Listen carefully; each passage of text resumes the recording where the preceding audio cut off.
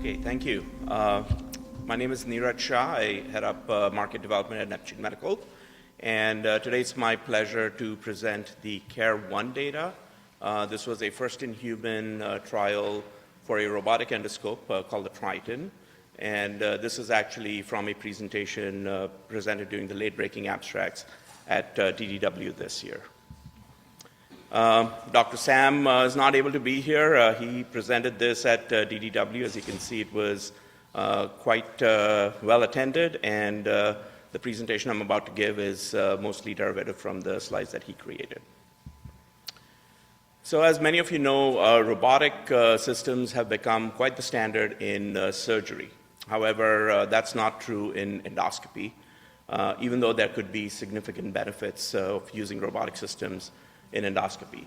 So Neptune has been developing this system called the Triton, and in May and June of last year, we did the first-in-human trial, and this is based on the dynamic rigidization stability technology, which is also what you find in our Pathfinder device. So it's something that we've been working on for years. The principal investigators were Dr. Sam, and then we had Drs. Marcin and Tomasz Romanczyk. The study was conducted in Poland, in their center in Tychy in Poland. It was a prospective, single-arm, non-randomized study. All three endoscopists performed the procedures, and the study was for adult patients with the indication of screening, surveillance, or diagnostic colonoscopy. It was designed in two phases. There was a phase A, initial phase, which was a lead-in.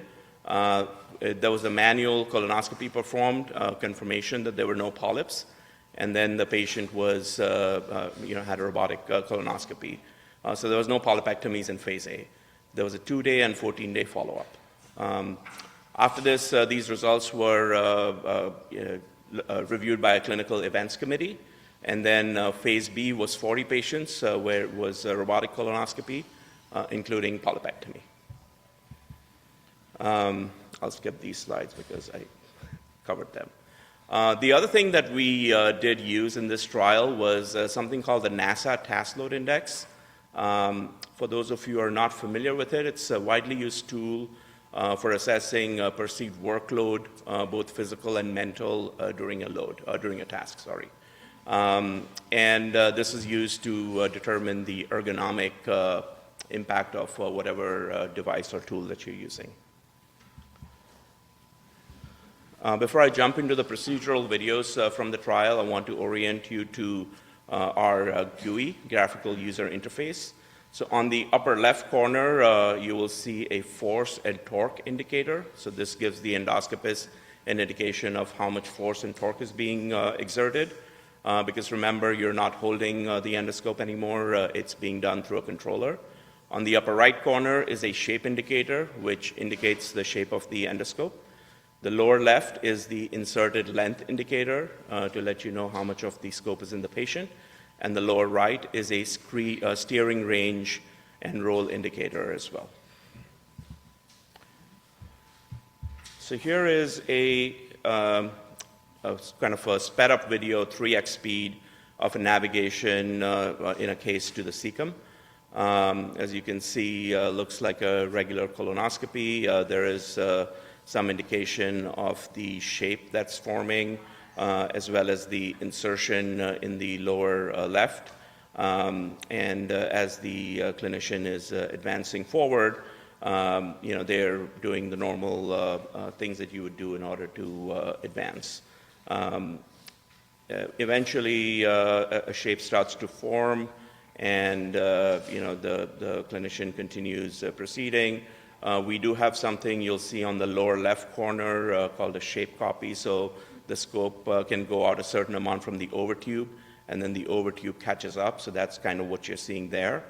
And the clinician continues going now into the transverse colon, and again, just proceeding forward and doing shape copies as needed in order to keep going forward and maintain that forward progression. The forces are indicated in the upper left corner. They're generally in the acceptable range. A loop is now starting to form in the transverse colon, and the clinician at some point will decide to make a reduction, and that's what you will see in a moment. And you can also see that in the shape indication where a reduction of the loop reduces, or you can see that happening visually. And once that loop is reduced, the clinician will proceed through the transverse colon, hepatic flexure, and to the cecum. So that's the insertion process, and we're at the cecum now.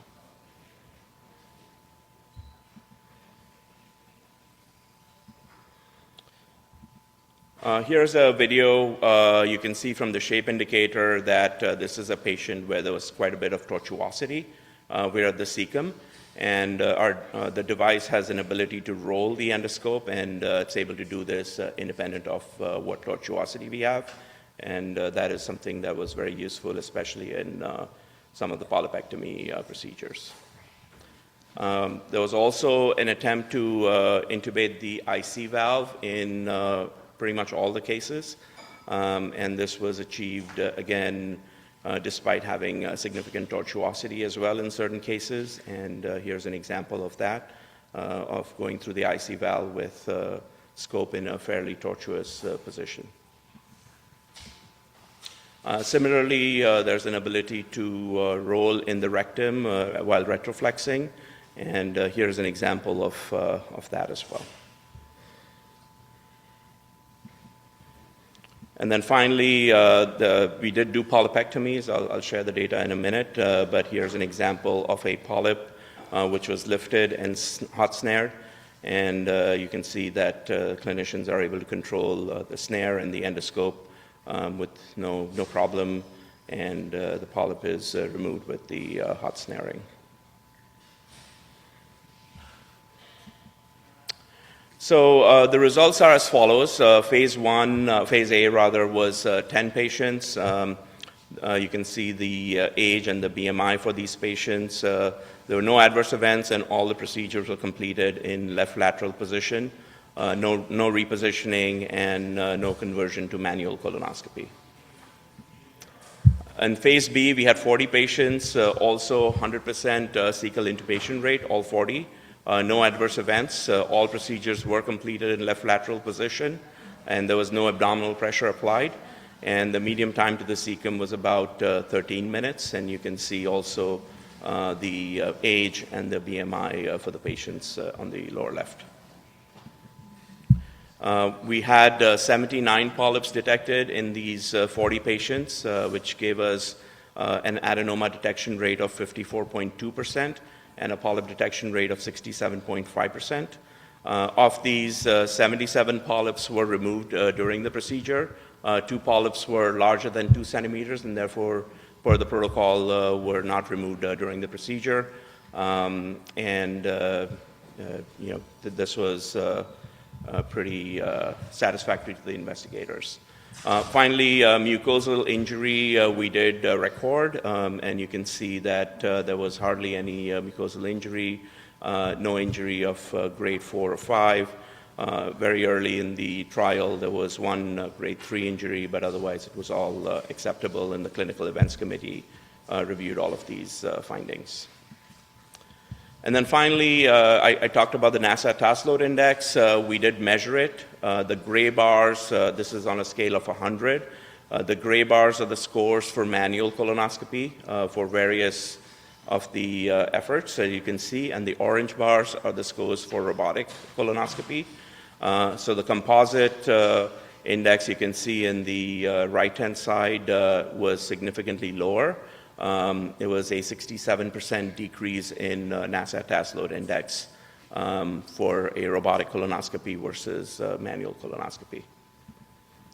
And here's a picture to show what the ergonomics looks like. That's Dr. Sam sitting at the console with a controller in his hand and doing the procedure, which is something that led to these low NASA task load index scores.